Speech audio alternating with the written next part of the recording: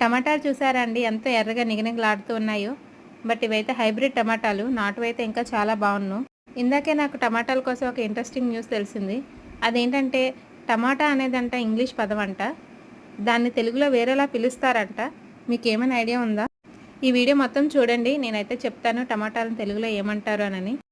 మన ఫ్రిడ్జ్లో మాత్రం ఈ టమాటాలు కంపల్సరీ. ఎందుకంటే ఆడవాళ్ళకి టమాటాలు లేకపోతే కర్రీస్ అయితే కంప్లీట్ కావు. అలానే టమాటాల వల్ల చాలా ప్రయోజనాలు కూడా ఉన్నాయి. హెల్త్కి చాలా మంచిది. ఇందుకే మీకు చెప్పలేదు కదా టమాటాలను తెలుగులో ఏమంటారని. సీమవంగ అంటారంట.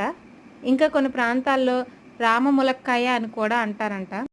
కానీ మార్కెట్లోకి వెళ్ళి సీమవంగ ఇవ్వు, రామములక్కాయ ఇవ్వు అని అడిగామనుకోండి, వాడైతే పిచ్చోళ్ళు చూసినట్టు చూస్తాడు.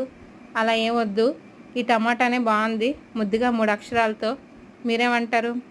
ఎందుకంటే ఇది కేజీ 150 అయినా కొనాల్సిందే, కేజీ 5 రూపాయలన్నా కొనాల్సిందే. బట్ ఏదోటి తెలుసుకోవడానికి అంతే.